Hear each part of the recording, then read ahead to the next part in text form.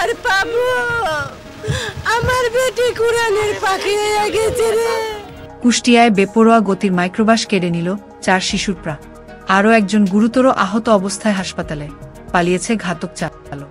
আপনারা দেখছেন BD24 news, সঙ্গে আছি আমি ফারিয়া নাজনীন। কুষ্টিয়ার খোকসায় বেপরোয়া গতির মাইক্রোবাসের চাপায় 4 শিশু মারা গেছে, আর গুরুতর আহত হয়েছে এক শিশু। তাকে ঢাকায় নেওয়া হয়েছে। হতাহতরা সবাই শিমুলিয়ার মধ্যপাড়া গ্রামের। স্বজনরা জানিয়েছেন, মাদ্রাসা থেকে ফেরার পথে এই দুর্ঘটনা ঘটে। বিকেলে জানাজা শেষে স্থানীয় কবরস্থানে তাদের দাফন করা হবে। আহতদের মায়ের আহাজারি কোনো ভাষাতেই শান্ত করা যাচ্ছে না। শোকের ছায়া কুষ্টিয়া, শিমুলিয়া, মধ্যপাড়া গ্রাম জুড়ে। সকলেই দেখতে আসে মর্মান্তিক মৃত্যুর খবর শুনে।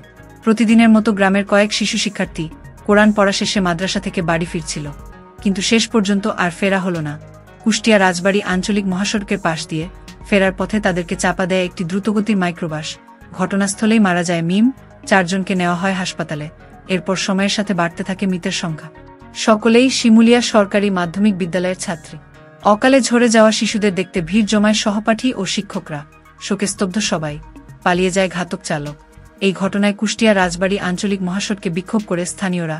ঘটনাস্থল পরিদর্শন করেছে পুলিশ ও সেনাবাহিনী। বেটিকে আর পাবো? আমার বেটি কুরআনের পাখি হয়ে গেছে রে। পড়তে যাই আজ বিদায় নিছে। প্রাণ ছেড়ে পড়তে যায় হয়ে টেলে বলে উঠে আসে, আসানবে লাগছে না আছে। খবর দিয়েছে যায় দেখতেছি কি আমার মেয়েরা ভ্যানের পর পড়ে পড়ে রয়েছে। খারাপ লাগতেছে। আর এতক্ষণ যদি আমার বান্ধবীরা দুজন বেঁচে থাকতো, আমরা আইসি এই আনন্দ, ওরা ঠিক থাকতো না। কিন্তু এখন ওরা শুয়ে রয়েছে, এটা দেখলে আমাদের কারোরই ভালো লাগতেছে না। 4টে প্রাণ ঝরে পড়লো। এই ঝরে পড়া আসলে আমাদের কারোরই কাম্য নয়। আমরা চাই যে এই যে দুর্ঘটনাগুলো এটা কিভাবে প্রতিরোধ করা যায়।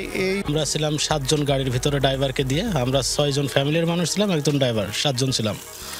তো এখানে আইসি অ্যাক্সিডেন্ট করছে। একটা পুষ্কুনি ছিল, এখানে পুষ্কুনির ভিতরে পড়ে যেয়ে দেখছি যে হচ্ছে 5 জন মেয়ে অ্যাক্সিডেন্ট করছে। আমি কিন্তু ঘুমিয়ে গেছি, একটা শব্দ শুনে আঁকাবাক করে উঠে দেখি যে আমাদের গাড়ি পানির ভোগে।